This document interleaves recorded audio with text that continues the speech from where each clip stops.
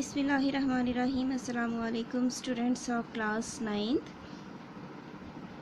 Now it's time to start our English lecture of 11th of August, and today we are going to do the topic from grammar portion, and the topic which we have selected for today is adverb.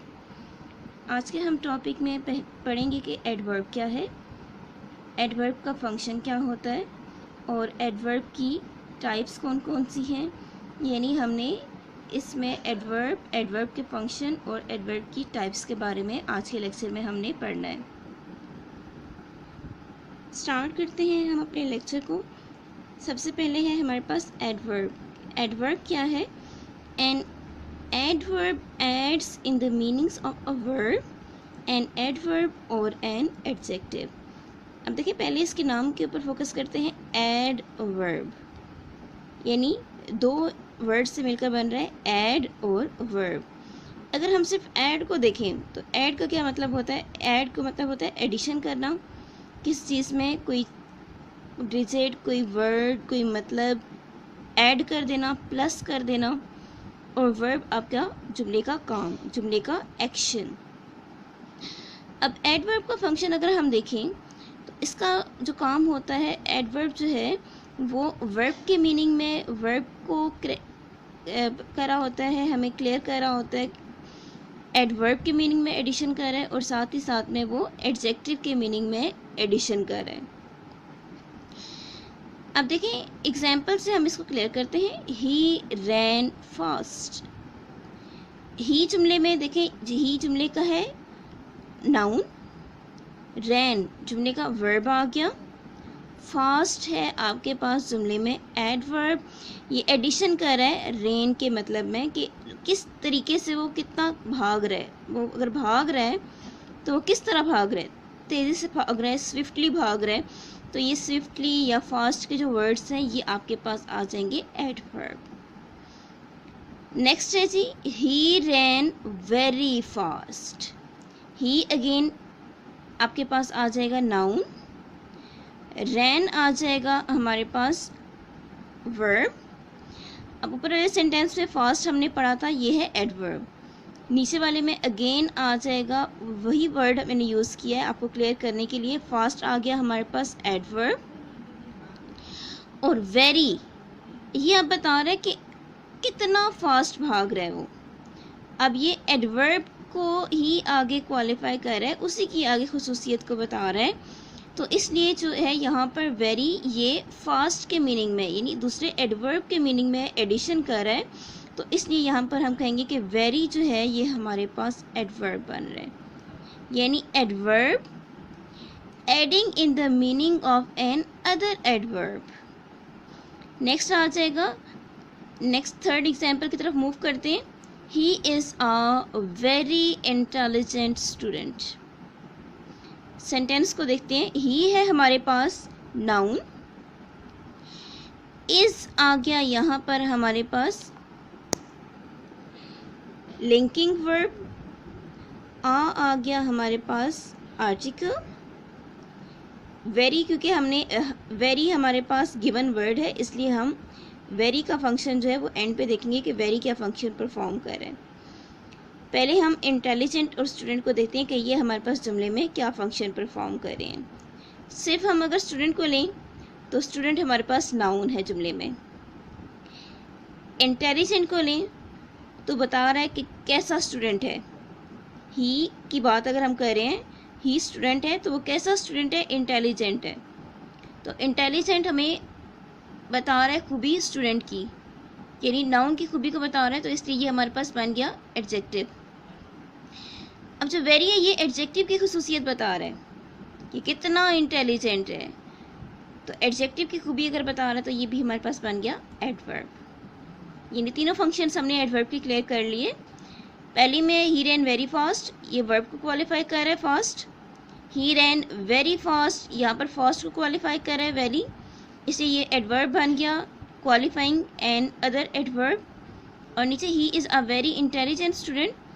Intelligent हमारे पास adjective है और very intelligent को qualify कर रहा है, उसकी खुसूसियत में इजाफा कर रहा है, उसकी खुसूसियत को बता रहा है। तो इसलिए वेरी हमारे पास बन गया adverb qualifying and other adjective. हम टाइप्स ऑफ एडवर्ब की तरफ मूव करते हैं। पहले ही है हमारे पास एडवर्ब ऑफ मैनर। मैनर होता है काम करने का तरीका। These words show how an action takes place.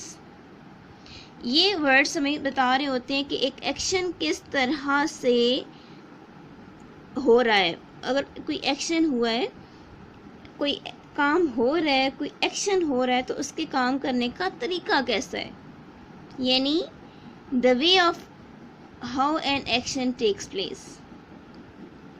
Example लेंगे, ही राइट्स ब्यूटीफुली। ब्यूटीफुली आप बता रहे हैं कि किस तरीके से काम हो रहा है। राइट्स आपके पास वर्ब है, ब्यूटीफुली आपको बता रहा है कि कितने खूबसूरती से वो लिख रहा है। तो ब्यूटीफुली किस तरह से लिख रहा है, तो ब्यूटीफुली आपके पास है एडवर्ब ऑफ मैनर। जो ऊपर हमने एग्जांपल पढ़ी है, ही रैन फास्ट, वो तेज़ दौड़ रहा है, तो ये फास्ट जो है ये भी है आपके पास adverb of manner.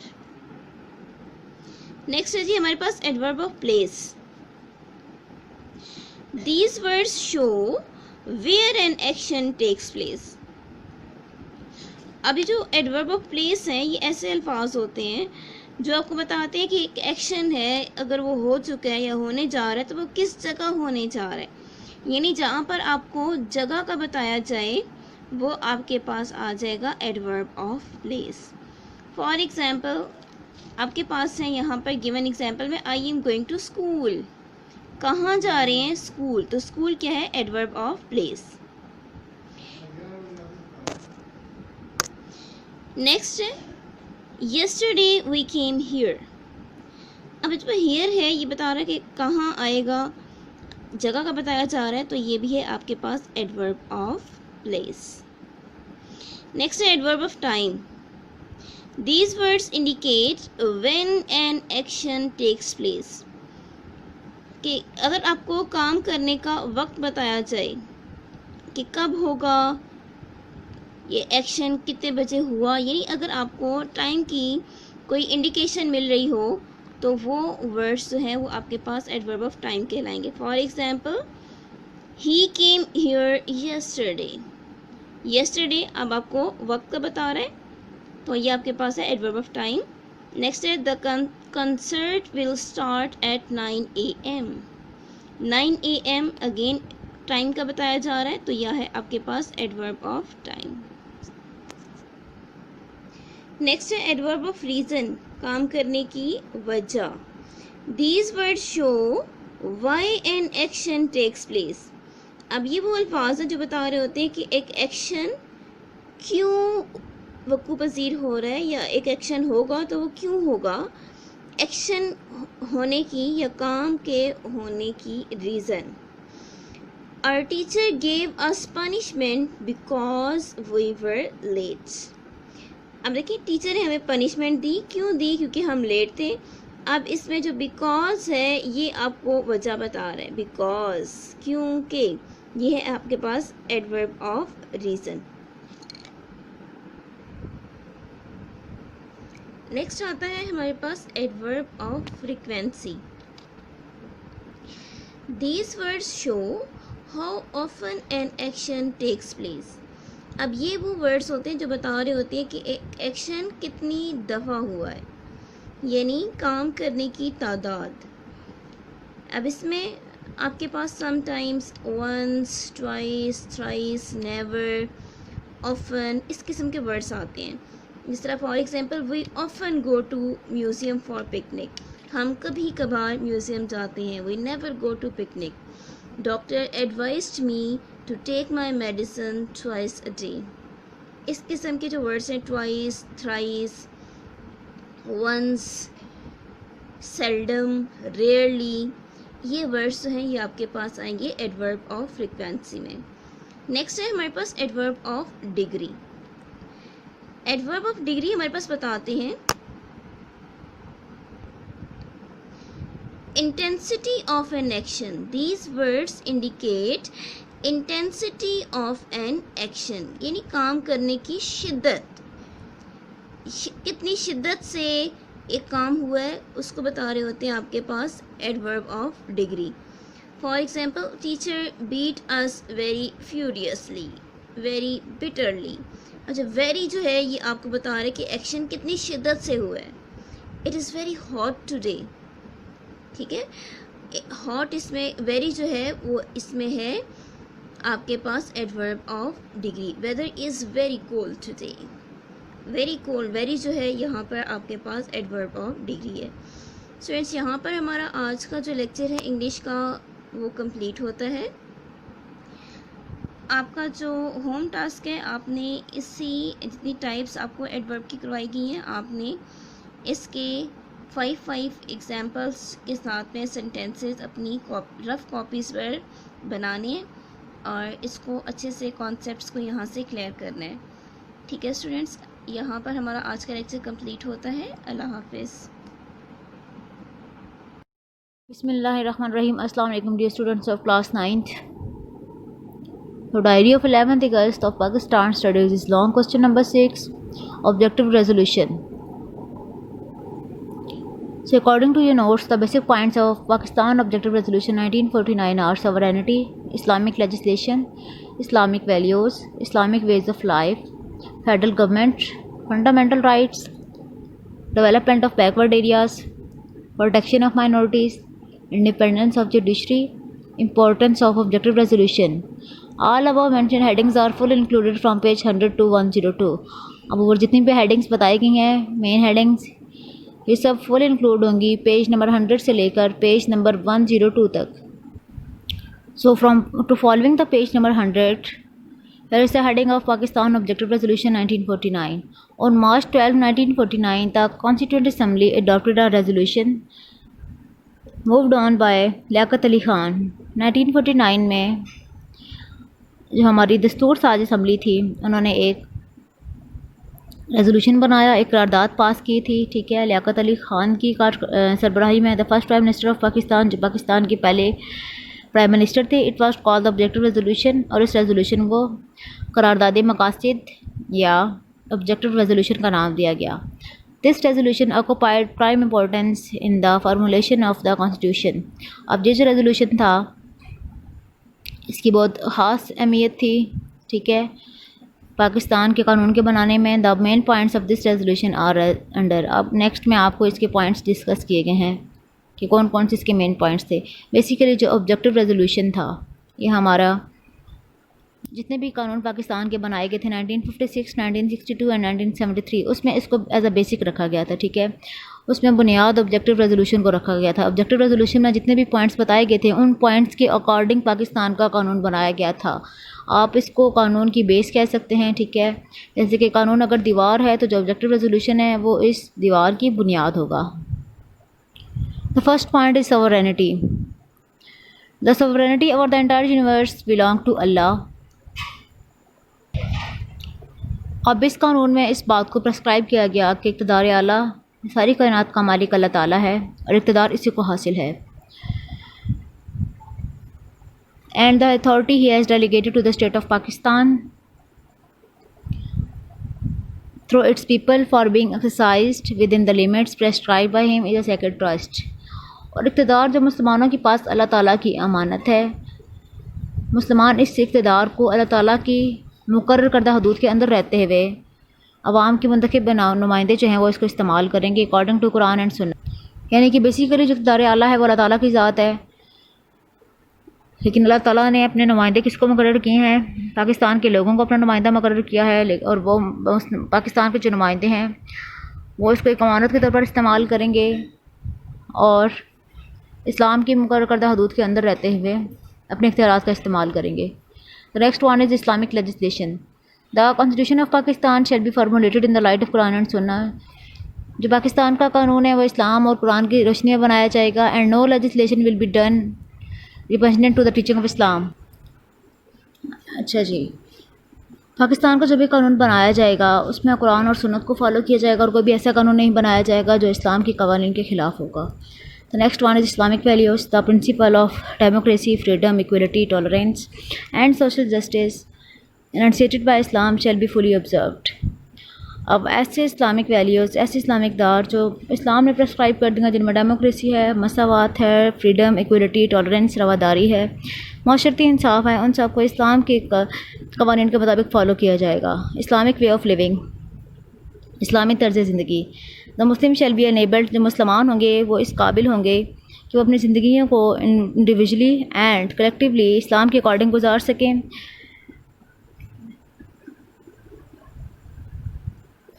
And requirements of Islam as set in the Quran and Sunnah. ठीक है जी, जो भी रिक्वायरमेंट्स इस्लाम और सुन्नत में उनके लिए रखी गई है उसके अकॉर्डिंग वो अपनी ज़िंदगियों को गुजार सकें। The next one is federal government. The territories now include in और इन एक्सेशन, अब वो इलाके जो पाकिस्तान में शामिल हैं या पाकिस्तान के साथ इलाहा करना चाहते हैं, and such others territories as may hereafter be included, या जो बाद में पाकिस्तान के साथ शामिल होंगे, इन और accede to Pakistan shall form of federation, वो अपनी एक फेडरेशन पर आ सकते हैं। Wherein the units shall be autonomous, जहाँ पर जो यूनिट्स हैं वो खुद मुख्तार होंगी अपनी हदूद में रहते हुए, and limitations on their powers and authority as may be prescribed. अब इन रियासतों के लिए जो है वो इनकी रियासती हदूद जो है वो मुकर्रर कर दी जाएंगी। ठीक है जी, यानी कि सूबे जो होंगे वो अपनी हदूद में रहते हुए उनको खुद मुख्तारी हासिल होगी। उन तमाम सूबों को खुद मुख्तार किया जाएगा, लेकिन उनके लिए एक लिमिट्स होंगी, वो इस लिमिट को क्रॉस नहीं कर सकते। जो लिमिट्स उनके लिए कॉन्स्टिट्यूशन ऑफ पाकिस्तान में रखी जाएंगी वो सिर्फ उसी को फॉलो करेंगे। Fundamental rights, there shall be granted fundamental rights, बुनियादी हकूक़ अदा किए जाएंगे लोगों के, जिसमें इक्वलिटी ऑफ स्टेटस है, यानी कि तमाम लोगों के साथ एक जैसा सलूक किया जाएगा। Opportunity and before law, social, economic and political justice, जिसमें माशी, माशरती और कानूनी इंसाफ लोगों के साथ किया जाएगा। And freedom of thought expression, लोगों को सोचने की आज़ादी होगी, इजहार ख्याल की आज़ादी होगी। बिलीव, अपने ईमान या अपने अकायद पर उनको जो है वो आज़ादी होगी, यानी कि वो अपने मज़हब पर अमल कर सकेंगे विदाउट एनी लिमिट्स और किसी भी पाबंदी के बगैर, subject to law and public morality. The next one is development of backward areas. Advocate provisions बाकायदा जो हैं इक़दाम किए जाएंगे, shall be made to safeguard the legitimate interest and for the minorities and backward and depressed classes. अब ऐसे इलाके जो बैकवर्ड हैं, पसमानदा हैं तरक्की के लिहाज से, ठीक है, और जो परेशान हाल तबका है उनकी तरक्की के लिए और माइनॉरिटीज़ की तरक्की के लिए और उनके जायज़ मफादात को जो हैं उसको सिक्योरिटी देते हुए लोगों को जो है वो उनकी हकूक़ अदा किए जाएंगे। नेक्स्ट है प्रोटेक्शन ऑफ माइनॉरिटीज़।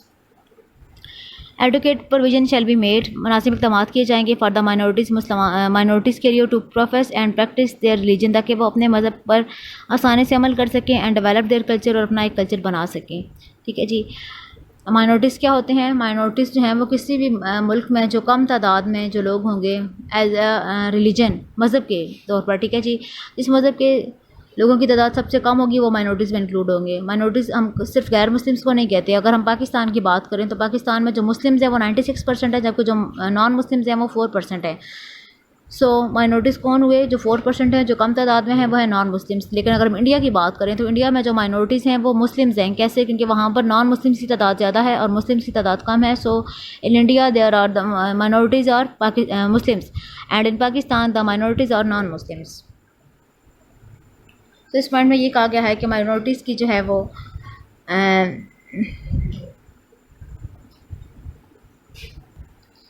अपने फ़राइज़ की अदायगी के लिए जो है उनको मुकम्मल आज़ादी हासिल होगी। Next point is independence of judiciary. Judiciary कहते हैं अदलिया को, अदालत का निज़ाम। The independence of judiciary shall be fully secured, जो हमारी अदलिया होगी वो मुकम्मल तौर पर आज़ाद होगी। ठीक है, अदलिया को मुकम्मल आज़ादी हासिल होगी। वो हर किस्म के फ़ैसले जो हैं बगैर किसी दबाव और बगैर किसी पाबंदी के करेंगे। Importance of objective resolution. अब ऑब्जेक्टिव रेजोल्यूशन की अहमियत क्या है? जब objective resolution occupied special importance in the history of Pakistan. अब जो करारदादे मकासद जो ऑब्जेक्टिव रेजोल्यूशन है उसकी ख़ास अहमियत है पाकिस्तान की हिस्ट्री में। थ्रू दिस रेजोल्यूशन, इस रेजोल्यूशन के थ्रू इट वाज डिक्लेयर्ड, ये ऐलान किया गया that an Islamic country society in the light of Quran and Sunnah was the real purpose of this country. So इस रेजोल्यूशन के थ्रू ये वाज़ह कर दिया गया कि इस्लामी माशरे का क़याम ही रियासत पाकिस्तान जो है उसकी बुनियाद क़याम का मकसद है। यानी कि पाकिस्तान सिर्फ इसलिए बनाया गया था ताकि यहाँ पर इस्लाम और कुरान को फॉलो किया जा सके। So that the purpose of creation of Pakistan were fulfilled. So इस तरह से अगर हम कुरान और सुन्नत की जो है वो तालीमात को फॉलो करेंगे तभी जो है वो हम क़याम पाकिस्तान का मकसद पा सकेंगे। This resolution is included in all three constitutions of Pakistan 1956, 62 and 73 as preamble। अब इस ऑब्जेक्टिव रेजोल्यूशन को पाकिस्तान के तीनों जो कानून बनाए गए थे, पहले 1956 का बनाया गया, फिर उसको ख़त्म करके 62 का बनाया गया और फिर 1973 का कॉन्स्टिट्यूशन बनाया गया। सो इन तीनों कॉन्स्टिट्यूशंस में जो ऑब्जेक्टिव रेजोल्यूशन है उसको बेसिक हैसियत दी गई थी, ठीक है, उसको बेस बनाकर ही जो है वो बाकी तीनों कवानीन बनाए गए थे। So this is your diary of 11th August 2020। Now you have to write this question on your unit copies and also you must have to learn it. Thank you. Allah Hafiz। अस्सलाम वालेकुम जमात नहम। बेटा आप लोगों का मज़मून है उर्दू। 11 अगस्त तारीख है 11 अगस्त 2020 मंगल का दिन है। आज हम लोग मीर मनाई का जो है तारुफ पढ़ेंगे। इनके तारुफ में हम इनकी शायरी की खसूसियात, फ़नी जायज़ा, तबसरा, असलूब निगारिश और इनकी तसानीफ़, इनमें इश्क़ दीवान, नात दीवान और लुग़त वगैरह पढ़ेंगे। मैंने साइट पे देखें मुश्किल अल्फाज के मायने लिखे हैं ताकि जब आप खुद तारुफ पढ़ें तो आपको पढ़ने में और समझने में आसानी हो। तो चलें मैं तारुफ रीड करती हूँ। देखिए, अमीर मनाई का तारुफ। तारुफ है मुंशी अमीर मनाई नसीरुद्दीन हैदर के अहद में, अहद कहते हैं दौर में, ज़माने में, लखनऊ में पैदा हुए। आपके वालिद का नाम मौलवी करम मोहम्मद था। आप हज़रत मखदूम शाह मीना लखनवी के औलाद से थे, इसलिए अपने नाम के साथ मिनाई लिखते थे। आपने अपनी इब्तदाई तालीम मुफ्ती सादुल्लाह रामपुरी से हासिल की। बाद अज़ां का मतलब है के बाद तालीम की, ठीक है। इब्तदाई तालीम मुफ्ती साद से हासिल करने के बाद उन्होंने बाकी तालीम जो मुकम्मल की, मुकम्मल पूरी की करने के लिए उलमाए फरंगी महल के मदरसे में दाखिल हुए। मुंशी मुज़फ़्फ़र अली असीर से शायरी में इस्लाह ली। इस्लाह का मतलब जो दुरुस्तगी को कहते हैं, बेहतरी, अच्छा करने के लिए मज़ीद बेहतरी आए उनकी शायरी में। कम उम्री में यानी कि छोटी उम्र में शायरी में बुलंद मुकाम हासिल किया, आला मुकाम हासिल किया। अभी तक आपकी उम्र 20 साल थी कि नवाब वाजिद अली ख़ान ने अपने दरबार में तलब किया बुलाना या बुलाया और कलाम सुना, यानी कि उनसे जो शायरी जो वो करते थे वो सुनी।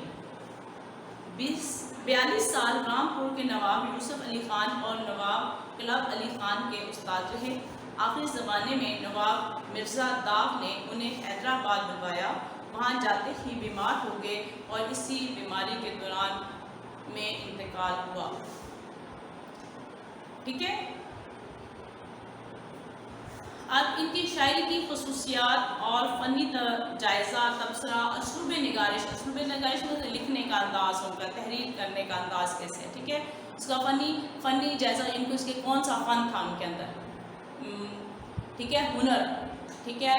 शायरी की खसूसियात, उनकी शायरी की क्या खूबियाँ थी। अमीर मनाई का शुमार अपने अहद के कादरुल कलाम शायरों में, तो कादरुल कलाम करते हैं बहुत मशहूर अच्छे शायरों में होता था। उन्होंने तमाम असनाफ कहते हैं सिन्फ की जमा, असनाफ है इसके मतलब है किस्म, इसका मतलब होता है किस्म में। इन्होंने मुख्तलिफ़ किस्मों में शायरी की, मगर गज़ल, नात की तरफ ज़्यादा इनकी तवज्जो रही। आपकी शायरी ज़ुबान बयान की खूबियाँ, यानी कि गुफ्तगू जो आप बयान करते थे, गुफ्तगू करते थे, वो बहुत अच्छा था, बहुत खूबियाँ थी उनमें। और फ़िक्र ख्याल यानी कि सोच, रनाइयों का मजमुआ है, खूबसूरतियों का मरकब है, मरकब है इसका खूबसूरतियों का। उन्होंने मुहावरात और सनाए की इस उम्दगी से बढ़ता है। सनाए का मतलब होता है कि हुनरमंदी से, कलाम की खूबसूरत बनाने के तरीके, सनाए कलाम को खूबसूरत बनाने के तरीके से, उम्दगी से, अच्छाई से बढ़ता है कि कलाम कहीं भी तसना पैदा नहीं होने दिया। तसन्ने नहीं पैदा, तसन्ने का मतलब होता है बनावट नहीं लगती है। इतना खूबसूरत अंदाज से अपना जो है कलाम पेश करते थे कि उसमें बनावट नहीं लगती थी, तमाम तर खूबसूरतियाँ ही खूबसूरतियाँ थी उसके अंदर। उन्होंने अल्फाज और तरकीब का इस्तेमाल भी मुहतात यानी कि एहतियात होकर किया है, और हद्दुल इम्कान जिसकी कोई हद नहीं। हद्दुल इम्कान का मतलब है जिसकी कोई हद नहीं, यानी कि इस कदर सादगी और रवानगी का पहलू पेश नज़र रखा है। इनकी नेमतों में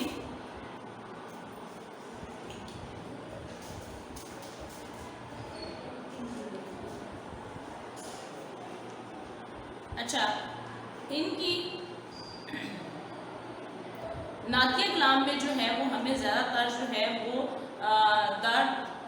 दर्द असर और सोज़ो गदास की उम्दा मिसालें मिलती हैं। ठीक है, तसानीफ में कौन कौन सी हैं? इनकी इश्क़ दीवान है। इनकी तसानीफ में 2 इश्क़ दीवान, बरातुल गैब और सनम खाना इश्क है। ठीक है,